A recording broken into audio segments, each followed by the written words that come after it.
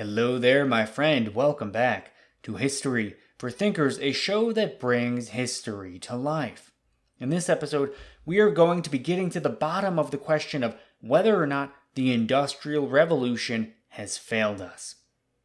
Before we get into it, I just want to say thank you for sticking around. I know it's been a little while since I've made any episodes to this show. And part of the reason for that is I've just been very busy with life. I've got a new job, and there's just all kinds of things going on with that. But there will be an update to the structure of the show.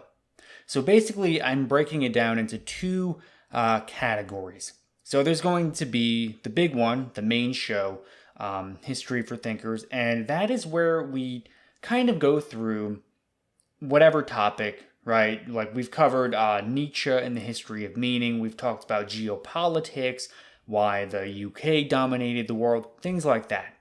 And those episodes are going to be very highly researched, scripted, pretty much only going to be audio. And that's kind of the goal for those episodes.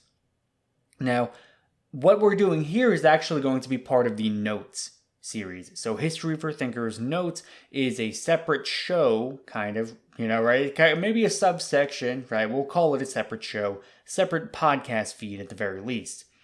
And we're just going to do these presentation videos, explore interesting ideas, historical events, and just kind of talk about it for whatever length is enough to explore it in depth without saying too much, right? So this is one of these episodes. So maybe you prefer one style of content to the other, right? Whatever your preference, you will be able to find the podcast feed wherever it is that you get your podcast. Subscribe to the version of the show that you like. Maybe subscribe to both, right? Whatever floats your boat, man. I'm not trying to tell you how to live your life. So with that out of the way, let's get into has the Industrial Revolution failed us? And this is actually one of those things where I've been thinking about this ever since we covered the Unabomber's manifesto. That was by Ted Kaczynski, and that whole manifesto, man, that was wild. Because I think he did a good job of asking questions that not a lot of people have been asking, right? Was the Industrial Revolution good? Well, he argued that it was horrible. Now, admittedly, he was kind of crazy, right? He did send anonymous bombs to people. I mean, he was smart and capable, but I mean, what kind of person does that, right? Some problems going on there. But I do think that questioning things like technology, I think that's a very healthy way of thinking. Because we should ultimately, as a society, aim to question everything. Nothing should be off the table, right? So, with that being said, here I'd probably say these are the best arguments or ideas that I've come up with as to whether or not the Industrial Revolution has failed. And there are a couple convincing points, right? I'm not entirely pro technology or against it. I mean, I work in the crypto industry, right? So I can't be that against technology. But at the same time, I do acknowledge that there are a lot of downsides to technology and increased productivity and all these other things. So let's go through some of them. And I think one of the main points that most people would agree with, because a lot of people have made this criticism, is that we are psychologically less fulfilled now than we've ever been, right? And this criticism, I mean, this was not new to the Unabomber. I mean, this goes back to Karl Marx and some of the communist critiques of capitalism, that we are just psychologically unfulfilled. We are ruining our lives. We hate most of what we do, right? And what we do at our jobs. And it's just kind of a struggle, right? So when you think about Maslow's hierarchy of needs, you begin to realize that most people are not very high up on that hierarchy, right? And it's kind of a real struggle when you think about, right? I mean, we have a very American skew on this show, and I'm an American. Most of you guys are Americans, but when you think about it in a global sense, right? I mean, it gets even worse. I mean, there are billions of people that don't have enough food or water or shelter to survive. They don't even make it past that very first step in the hierarchy of needs. So when you factor that in, I mean, how many people truly self-actualize in the modern world? I would argue it's a very small number. I mean, extraordinarily few people really live up to their fullest potential. They're living their best lives. I mean, I don't personally know someone that fits that description, right? I would venture to guess that you probably don't either. And as most critics of industrialization would point out, they would say that this is just kind of a result of the way we've structured everything. So our needs, psychologically, are not being met today. And this line of reasoning goes, or would argue, that in simpler times we could reasonably self-actualize, and that before industrialization, before we were all going to a 9 to 5 and sitting in a factory or behind a computer, it was very easy and possible for people to live up to their full potential in nature. And that doesn't necessarily mean being out there and completely living on your own. No, it's more of like the way we evolved, right? So humans, we originally evolved in tribes. And these tribes would go around kind of like a pack of wolves. And we would hunt for food, and the women would like gather things and make clothes. I mean, that was originally what we evolved to do. I mean, that's in our DNA. It's only very recently, in the last few thousand years, that we've kind of come away from that. And we've been kind of struggling with that transition ever since, right? So I think one of the best points is that during these times when people lived in tribes, they believed in tribal religions, right? These things actually mattered.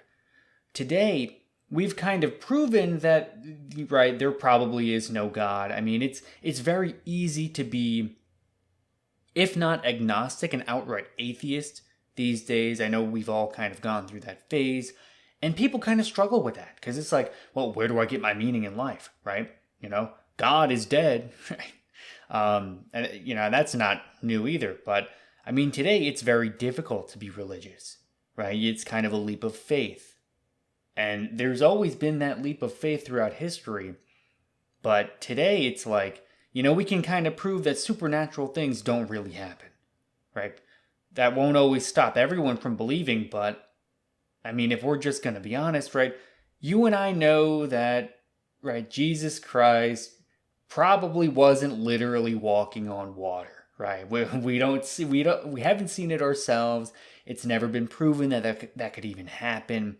I mean, things like that, you know, there's all these holes that people have poked in religion.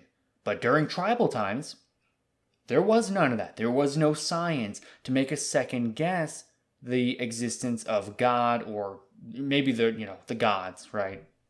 Whatever tribal religion your people believed in, it was just that. That's all there was. And you really could live up to your religious duties and actually, right, you know, it mattered.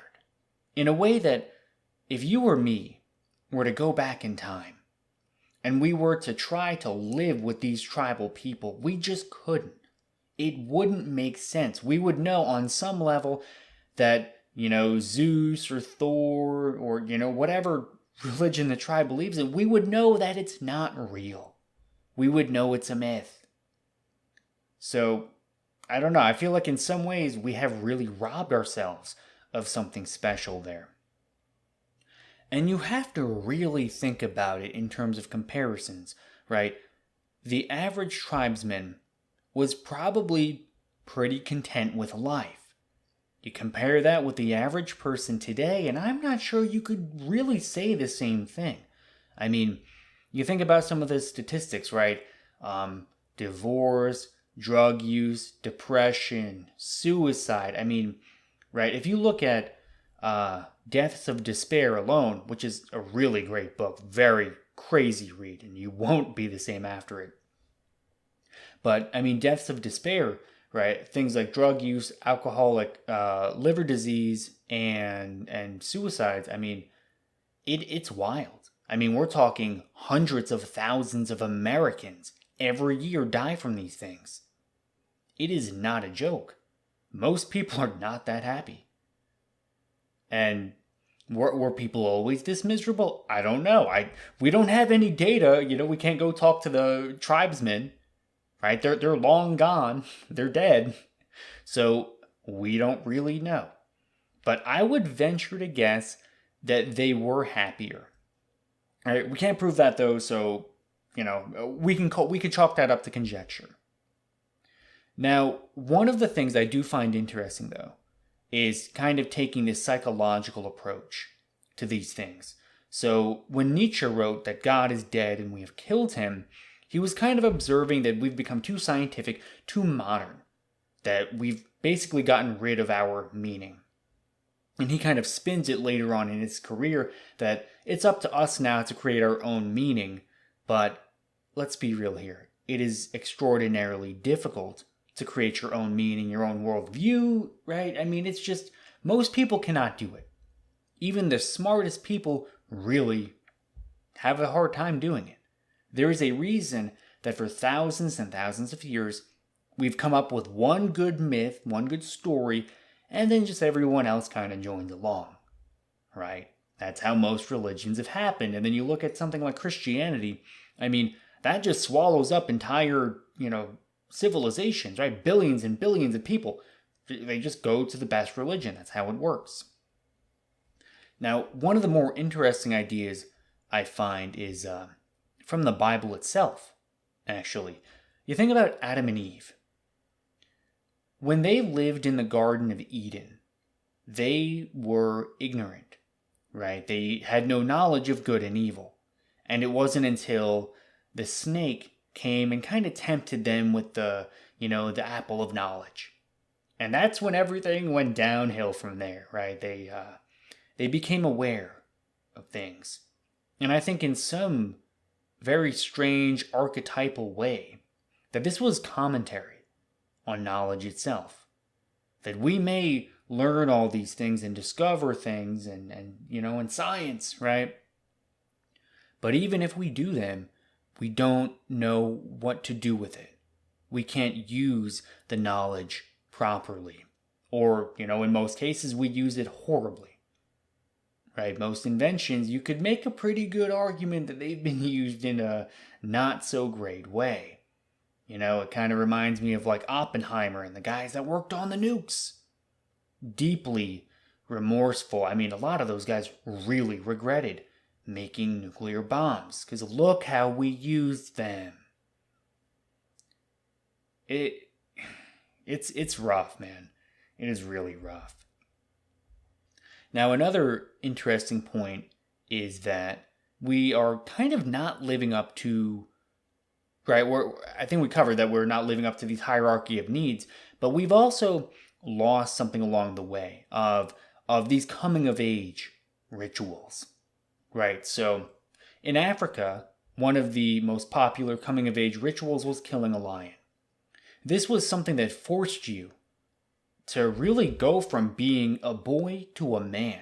There was a clear line, a distinction from being a little kid to being a grown man who provides for his family and works hard and, serves the tribe.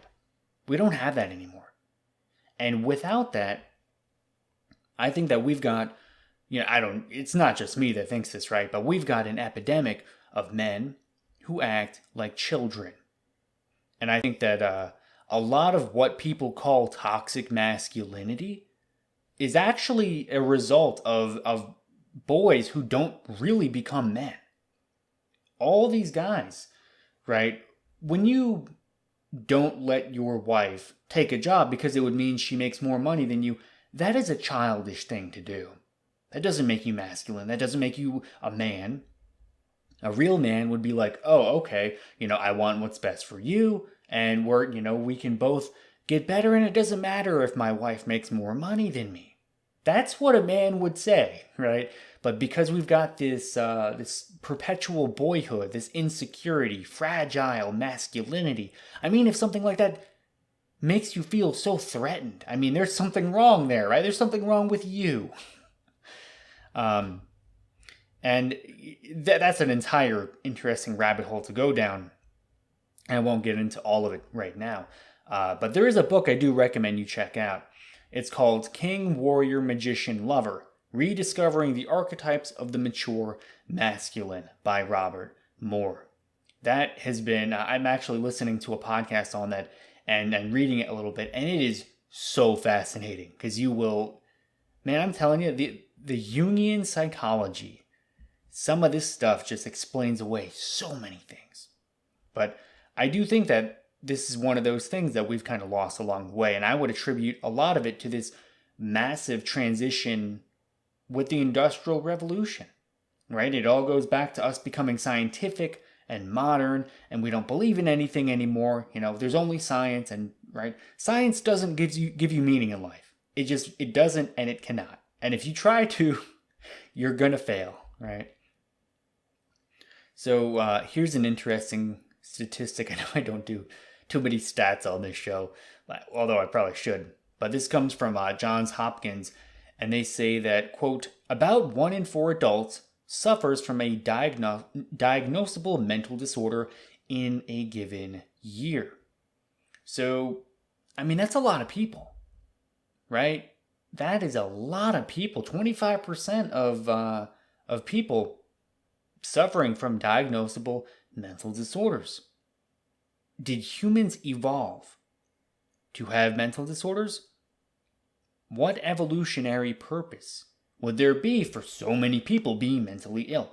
I would argue that all these mental disorders are a result, right? Maybe it's some kind of long-term consequence, some kind of downstream unintended effect, but it is somehow traced back to this modern life that we are living, this very unorganic, unnatural life that we have kind of constructed for ourselves in the modern world. So that's at least my 2 cents on that, but who knows, right? Let me know. Maybe mental illness has always been around. Again, we can't talk to the people from 1,000 years ago. They're dead. So maybe they were all crazy too. And to kind of riff on that point just a little bit more, when you think about it, psychology and therapy were not necessary for all of human history. It just didn't really exist. Now, people talked about their feelings, I'm sure, but this entire industry that we kind of rely on today, could it not be possible that this is merely a byproduct of this industrial way of life that we've got now? Who knows, right? I think the example or the analogy I like to give is not exercising your dog, right?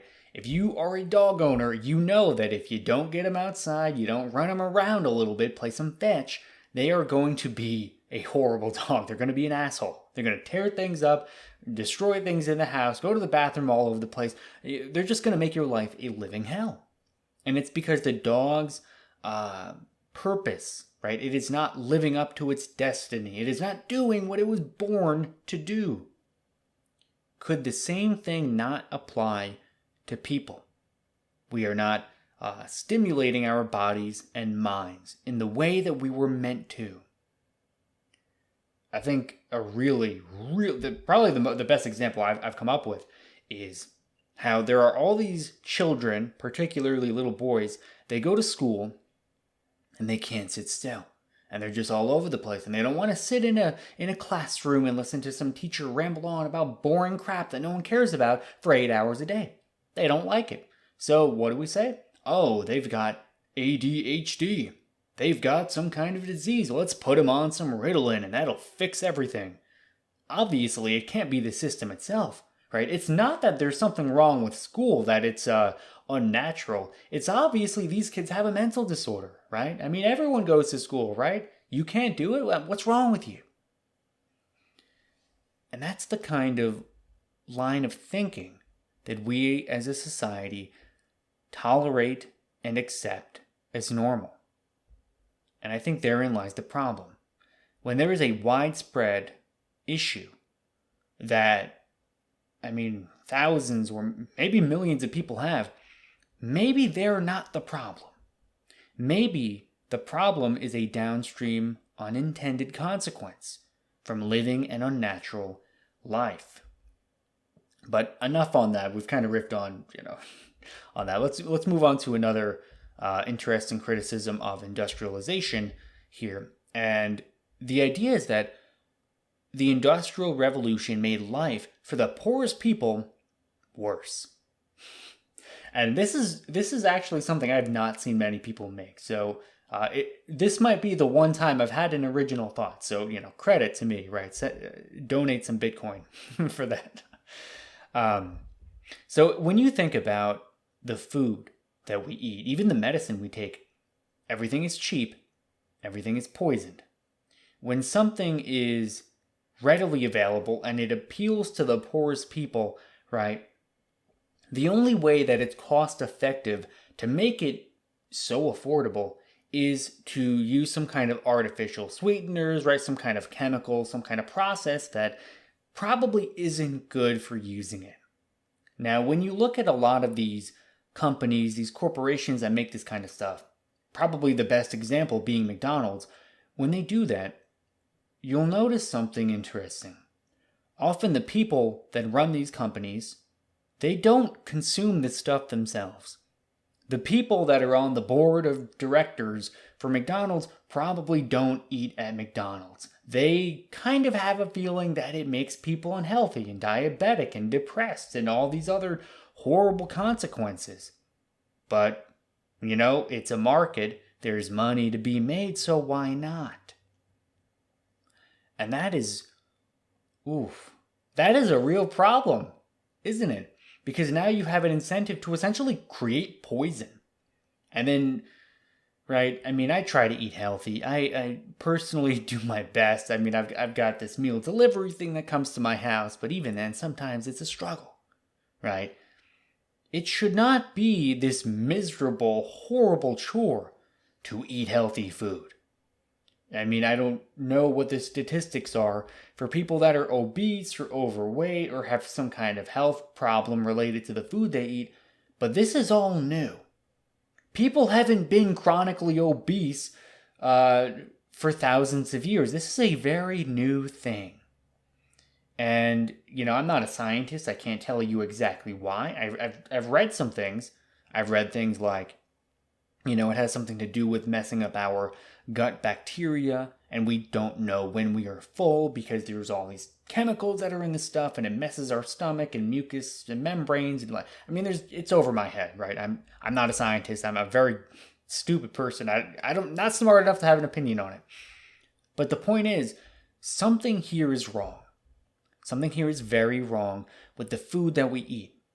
It's all garbage for the most part, right? Unless you're willing to fork over a lot of money to eat healthy and organic, most people are going to just eat junk food, right? So when you think about it, the poorest person in the Middle Ages still ate fresh food. They didn't have the option to eat food with pesticides and chemicals and preservatives and artificial sweeteners and all this other crap that we've got in everything. It just wasn't an option. There was no profit incentive to making cheap, poisoned food. Wasn't there, didn't exist. So they may have been kind of hungry sometimes, they may have gone without food, but at the very least, when they did eat food, it had real nutritional value. Unlike today.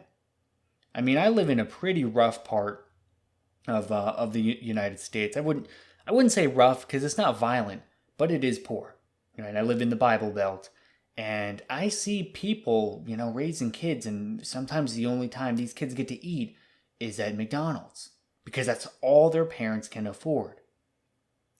The parents don't have the money or the means to buy this organic, healthy stuff, so it kind of screws over the kids. And then the cycle repeats itself, right? Those kids are probably going to be born, they're going to grow up to not rise too far above their parents, right? Probably going to stay in that social class, and then the cycle repeats itself, right? So people are being generationally, perpetually poisoned for being poor. Would it be better to let them starve and die? I'm not saying that, right? I'm not saying let's get rid of McDonald's and if you can't afford healthy food, you die, right? There's obviously a better solution here, but I don't I just think it's really rough, right? And I kind of already hit on this point. It's just profitable to do these things. It is profitable to make chemically induced, food, make it last longer, make it taste better. There's all these ways that they can trick you into eating the nice, tasty stuff. This is why losing weight and keeping weight off is so difficult. And I've gone through the struggle myself over the years. I mean, I remember I used to be a very overweight guy. And let me tell you, man, going without junk food and ice cream and pizza and all these things, sometimes it's really, really hard. And again, it just should not be a struggle to be healthy. You shouldn't have to dedicate, 50, 60% of your time, energy, and resources just to be healthy and live a good life, right? And this kind of connects with another point here, that we've gotten so efficient with energy storage that we literally have to find excuses to use this stuff, right? Now, the example I like to give is an overweight person having to drive their SUV in their free time to a gym, right? So they got to go, they got free time because, we're efficient, right? Not everyone has to work all the time. They get in their SUV, they waste all this fuel, electric, and oil, and gases, all this stuff. They get to the gym to burn the extra calories that they've got in their bodies that they need to get rid of. Otherwise, it's going to turn into fat, and they're going to be overweight and have health problems, right?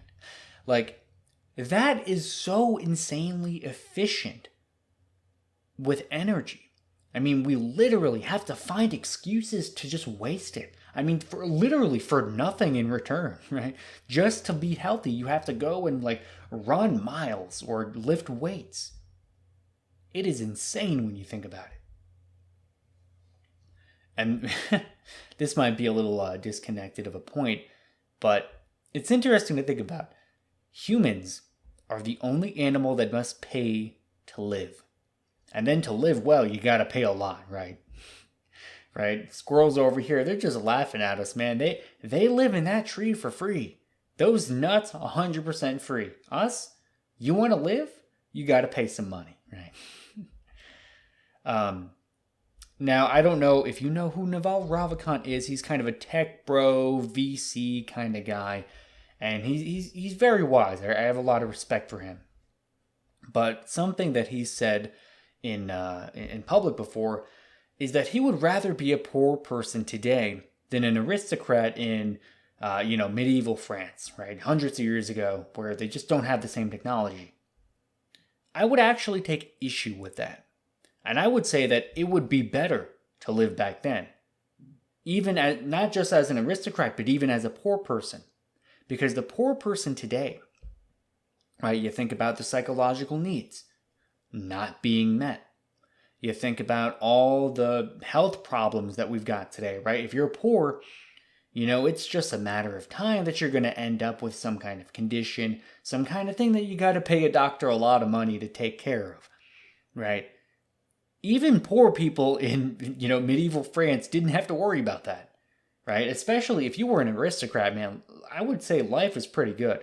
Now, the one caveat is you wouldn't want to know about all the technology and benefits and things that we've got today and then go back then, right? That would suck. If you knew about technology and phones and computers and the internet, and then you try to occupy yourself in, the medieval rural France, I mean, you're going to have a rough time. It is going to suck. You're going to be like, man, I wish I had my iPhone. I wish I could look at some spicy memes. I wish I could pull up YouTube and watch a History for Thinkers video. What am I doing here, right? But I think if you could somehow do some thing where you forget about all the technology and benefits that we've got going on today, and then you were to transport yourself back into time, you would probably live a happier life. Now, again, there's no way we can ever prove this, right? There's no scientific study that we can do, right? Until we have a time machine, right? Maybe then. But until that day comes, we don't know. Again, so some of that is conjecture, but I do think the point that the poorest people today have just been disproportionately hurt by industrialization. I think that point, I think that's pretty solid. It's probably one of the more solid points in here. So another problem that we've got with industrialization is that we can't manage it. We can't manage this technology responsibly, right? As part of it is our government leadership structures. We just don't have the right people in power to do things the way they should be done. And it doesn't matter. You could be left wing, right wing, some kind of extremist in either direction, complete centrist. Whatever it is, you're probably not happy with the way the government is running things, right? And the people that run our society, I mean, if you can't trust them to make at least halfway decent decisions, I mean, the things are just not going to go well. And this kind of gets us into the point about democracy, because that's become really popular with industrialization, for better and for worse. But when it comes to things that matter, democracy kind of fails. So if you look at throughout most of history, almost every country, kingdom, nation has been some form of monarchy. Because having everyone vote on everything, right, it is a tyranny of the majority. Now, the story I like to give, which I stole from Dan Carlin, thank you, Dan. Hardcore history is the best. But the story I've stolen is the story of Aristigoros. Now, this took place thousands of years ago. Aristigoros was this Ionian Greek, and his town, his village, was being invaded by the Persian Empire. And the problem was that he stood no chance, right? His people were going to get crushed, and they were going to become slaves and vassals to the Persian Empire. So what Aristigoros did was he started going to all these other Greek city-states, right? He went to Sparta first. And when he was there, he basically made a pitch. He's like, yo, guys, help us out. We're about to get rolled over by these Persians, and then they're going to come to you. Now, if you just, you send a little bit of reinforcements, send your military, we can beat them. All right, we can't do it alone. We need your help. The Persians were kind of a military dictatorship, and they've got one guy in charge. And that one guy says, listen, man, I don't know what kind of, what you're pulling here. This is bullshit. This is a scam. We're not trying to go fight some foreign war for nothing in return. If they come here, that's when it becomes our problem. Until they come here, forget about it. So so the Spartans turn him down. So Aristigoros keeps going to all these other Greek city-states. The next place he goes to is Athens. And Athens was, at the time, a democracy. And when he's there, he makes his pitch. And he says, listen, man, send us some reinforcements. It's going to be an easy win. It's going to be great for you. And because he was a pretty persuasive guy, quite a few people buy into it. And they put it to a vote. Now, the vote passes, right? Barely. But it does pass. So the Athenians are going to now be part of this war. But the problem is that, they've got all these other, kind of downstream votes. So they have a big debate about how much reinforcements they should send, right? How many people do they send to fight a foreign war?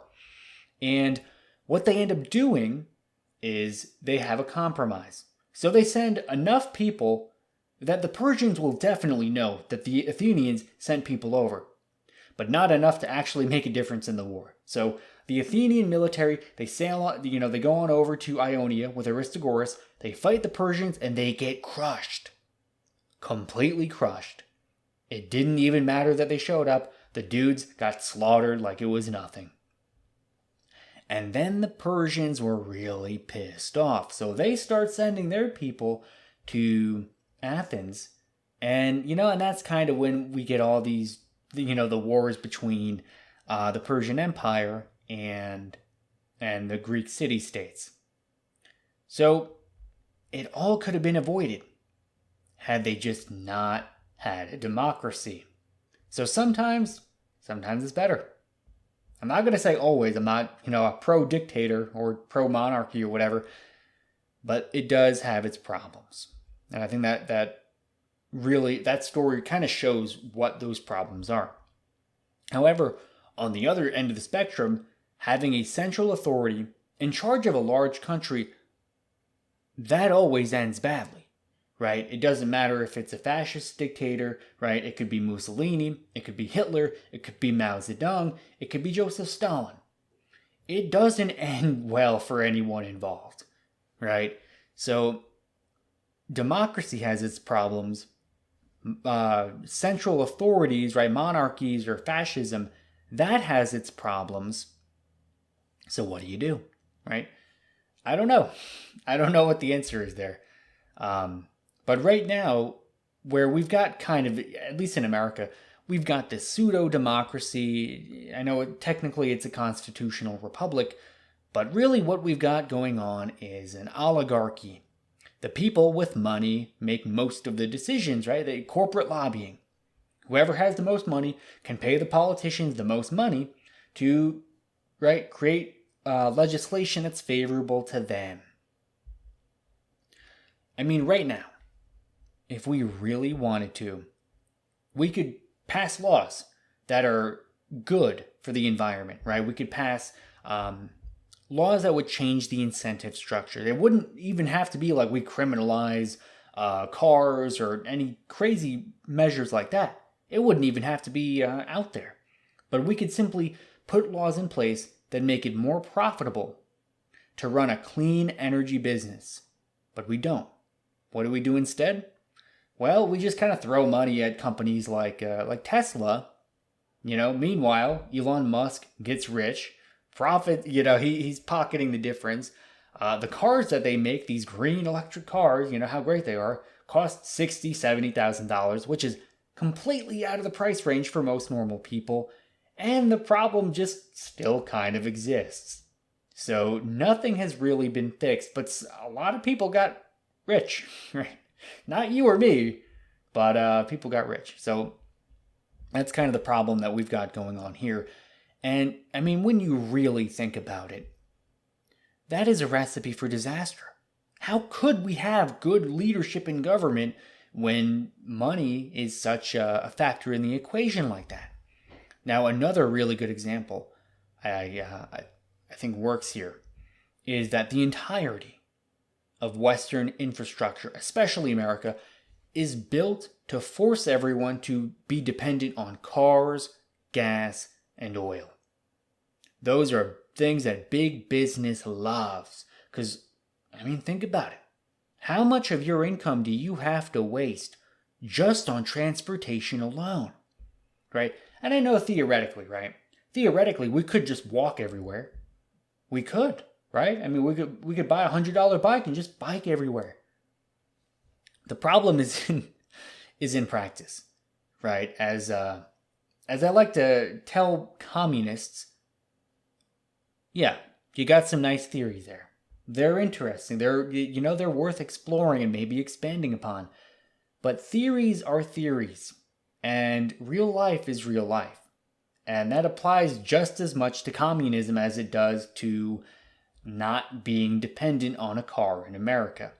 There's no way that you can reasonably get around and live. And maybe if you live in San Francisco or New York or a few select places like that, but unless you want to pay $5,000 a month in rent, it's not an option for you now, is it? Right? So basically everyone is forced into depending on cars. Again, this is kind of a byproduct of having bad leadership that makes decisions that will benefit big money and big business. So, I don't know, man. I don't know. We could make it possible to live without cars, right? We could totally have everyone get around on a bike or public transportation or walk. that is totally an option, but we don't, and we probably never will, because we're just too far down the rabbit hole. So whenever these kinds of things happen with like Russia and Ukraine, and the oil and gas markets go crazy, we're just gonna suffer, because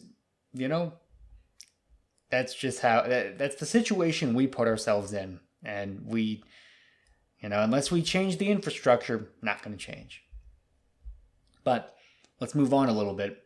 Let's talk about how broken systems, when it comes to government especially, will never get fixed.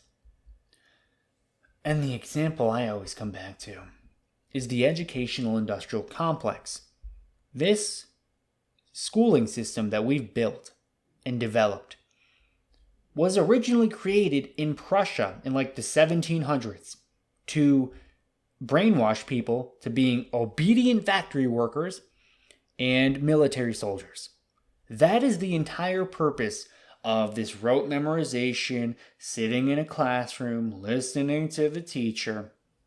I mean, today, right, I can only speak to my personal experience, but any skill that I have that's worth knowing, I learned myself on the internet for free. I didn't get it from college, didn't get it from school, because you can spend 24 years of your life in school and come out of it with zero marketable skills. Literally zero. The only thing you've got is a fancy piece of paper. And guess what, buddy? Everyone else has got a fancy piece of paper too, so it was all for nothing. And now you can be in your mid-20s and you gotta teach yourself a new skill if you want to be employable. And despite how broken the system is, we don't fix it. No one even thinks about fixing it. It just stays the way it is. Right? So the government just doesn't change with things like this. As sad as it is to say, I don't think it'll ever get fixed. I mean, even with the pandemic, you would think that we would be like, oh, hey, maybe with COVID going on, everyone in lockdown, maybe we can rethink the way we do education. No. What do? Instead, we got everyone sitting on Zoom meetings all day where we can listen to the same teacher go on about the same bullshit that no one cares about, and they got to take a damn test online. I mean, what were we thinking? Really, what were we thinking here? So, that's probably my favorite example. Another one I think a lot of people can get behind is the career politicians, right? If you've been a politician your whole life, you don't know how to do anything. You don't know, the only value to society that you can provide is, helping corporate lobbyists, pass laws, right? That's the only thing you're good at doing, right? So that's another problem, right? Career politicians. Every year, right, elections come around and people are like, term limits. We want term limits. It'll never happen. Never happen. Just won't. Because the broken systems we've got in place, they just don't change.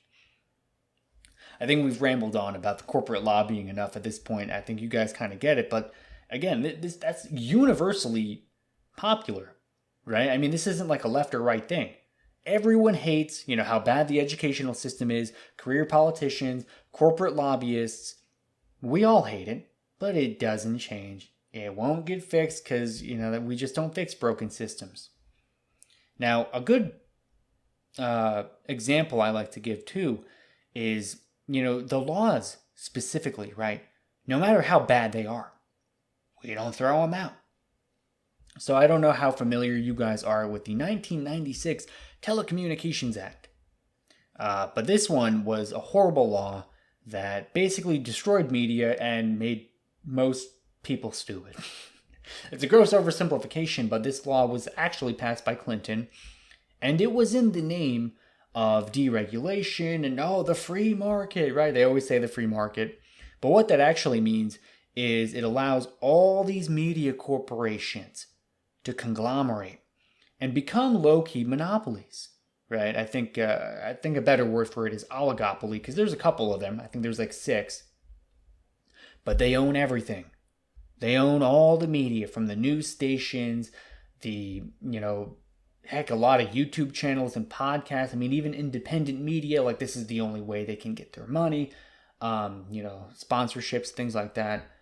But I mean, just all this media owned by just a few people. And guess what? This law is still on the books right now. It doesn't matter how broken it is. It doesn't matter that it's led to oligopolies and a horrible situation for the free market, no competition. It doesn't matter that that's happened. We don't ever try to throw these laws out. And that's unfortunately the way the system works. Right? Another good example, right? Weed. It is criminalized. At least where I live, right? Not in every U.S. state. But, federally, it's not legal. So this perfectly fine substance that might make people a little lazy, but is otherwise not dangerous, is not allowed. Not allowed to have it. And, man, like I think I mentioned earlier that I live in the Bible Belt. And even the most conservative people I know, and trust me, they are very conservative here, even then, most of them don't care about weed. Like, they would never smoke it themselves. They would never let their kids smoke it. But, I mean, as far as federal legislation is concerned, they don't care if someone else does, right? That's their prerogative, right? It's their choice. But, again, it's not about doing things that are popular or make sense. It's just how it is. And I would say that all of this creates a situation where we live in a low-trust society. Do you trust the government? Do you trust the corporations, right? Wherever you buy your stuff from. I mean, do you do it because you really believe in these things, or just because you have to? I think the idea of a low trust society really comes to light when you think about Donald Trump. Now, you may hate him, you may love him. I'm not talking about Trump, I'll keep my opinion to myself, but what I will say about him is that part of his appeal is that he is anti-establishment. He was kind of this outside force. He's not working with all these other crooked politicians and their corporate bullshit and their lobbyists. He was rich enough that he could do it himself. He didn't have to take anybody's money. Hate him or love him, you can't take that away from the guy. And the fact that someone like Trump, who is just this big middle finger to the establishment, is so popular.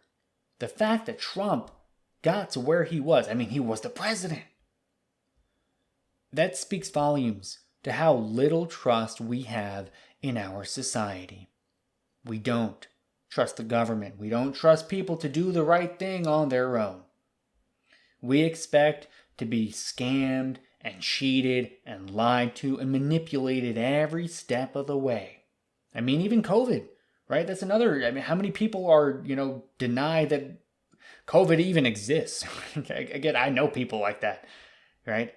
Does that happen in a society where people trust each other? Where people trust the government? No. All this COVID skepticism and anti-maskers and anti-vaxxers, these are people who have been lied to and cheated and fooled one too many times. And instead of, trying to come to an independent decision on everything, they say, screw it. If the government says it, I'm just going to believe the opposite. Which is not always the answer, but, it's the decision that a lot of people have made. And I'll tell you, man, I can't really blame them. I really can't. So I think this is another really solid point about industrialization failing us. And that is the idea that we're destroying the planet, right? Now, I'm not, one of the climate change alarmists, right? Whatever you want to say. I think at the very least, we should be able to agree that we are doing things that are not good for the planet or the environment. And, really, we're just slowly but surely making life for humans uninhabitable on Earth. Slowly but surely, right? Now, we can, have a discussion on how and why that is, right? Again, I'm not a scientist. I don't even really know enough to have a strong opinion about the how and the why, right?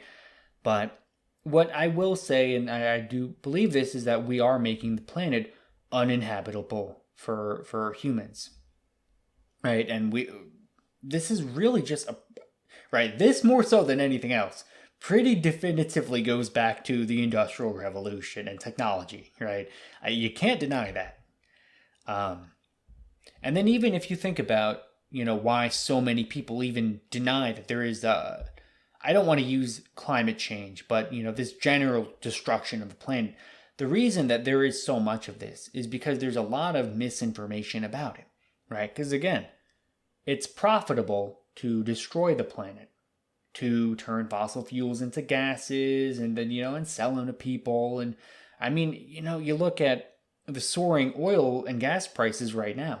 Why is it so expensive? Because someone somewhere is making a lot of money. All right, that is the reason, right? When it comes to climate, again, I don't want to use climate change denial, but when you deny the destruction we're doing to Earth, you got to ask yourself one question: Cui bono? Who benefits?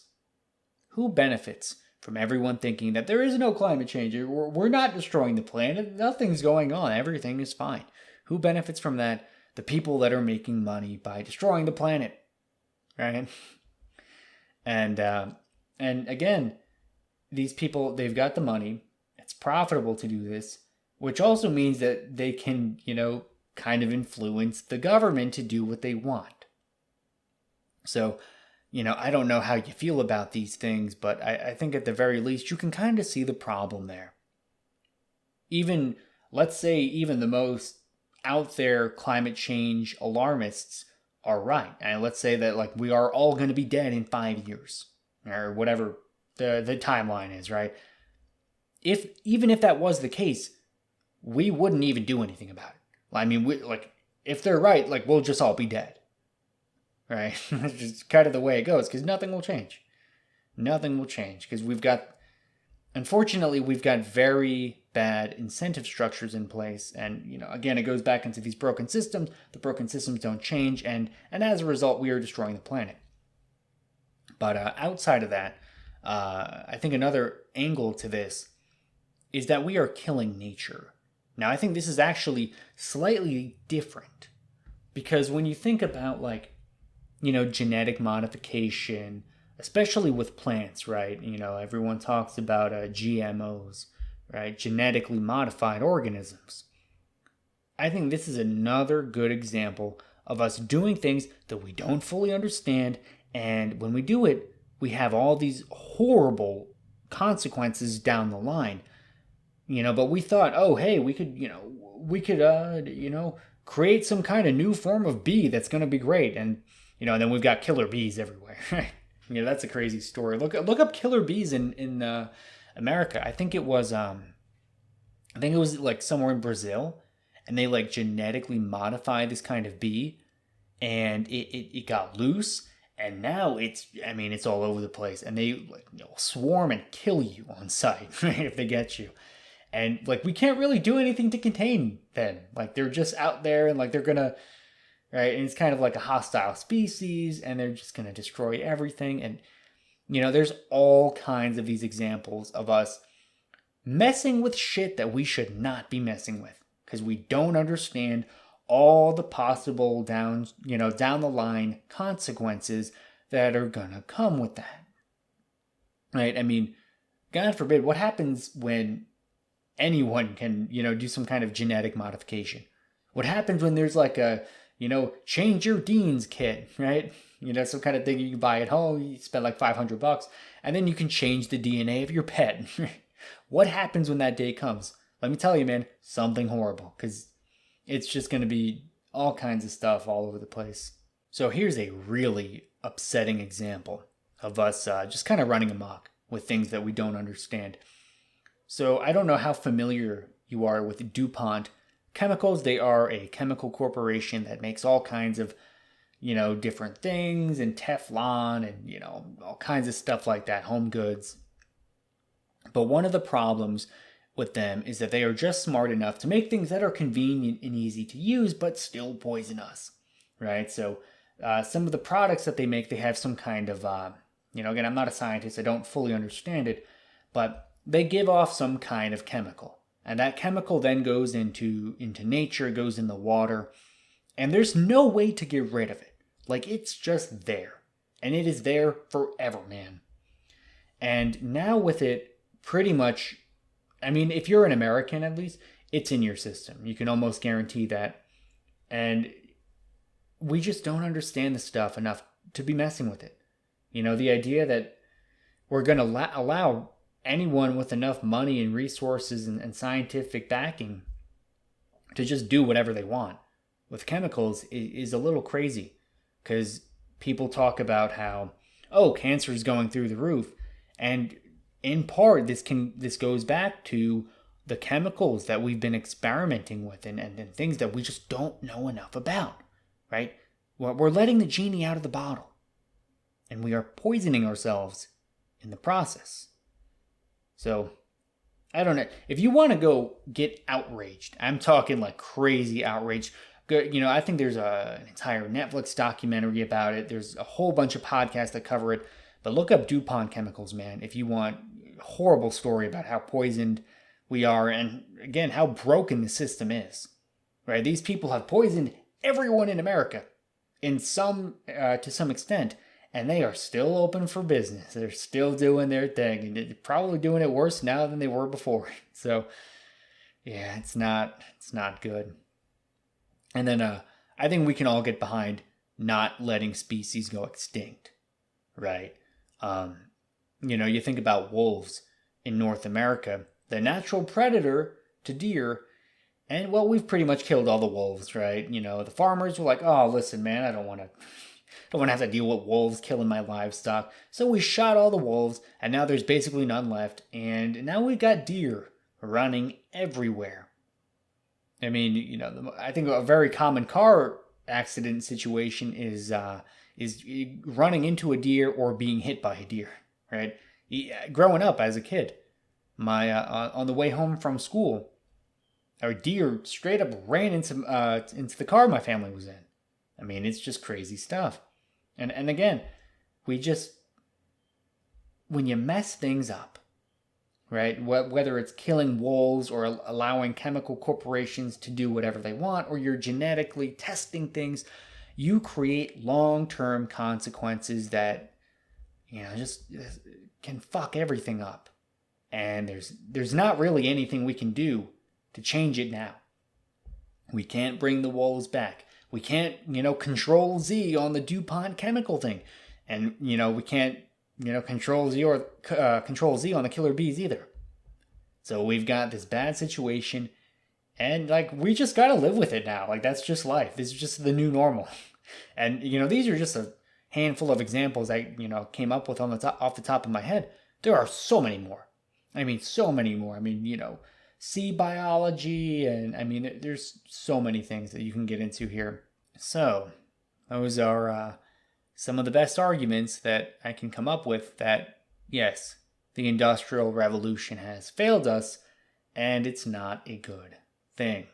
Again, I say this as someone who, I can acknowledge that, if I were to believe these things and, my mind is not fully made up, be honest with you.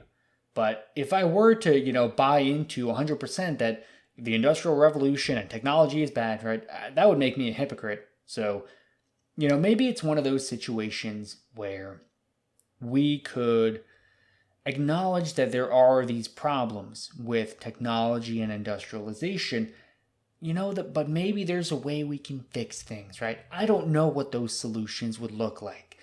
I know just enough to talk about some of the problems, but man, fixing these things, I mean, even any one of these problems alone, right? From the poison food, the problem with money in politics. I mean, that's as old as time, that one. But, genetic engineering of the bees, right? What do we do? What is the solution here? I think part of the reason so many people are so infatuated with the apocalypse, the end times, I think it goes back to, we realize that there is no way. These problems are not going to get solved until one day we're just dead. That's it. And, I don't know. I don't know what to think about that. I don't know what to feel about that. But if you do, man, if you've got some good ideas on this, be sure to let me know in the comments section down below. Looking forward. Hopefully you guys can shed some positivity on this, because after making this, I'm like, wow, we are totally screwed.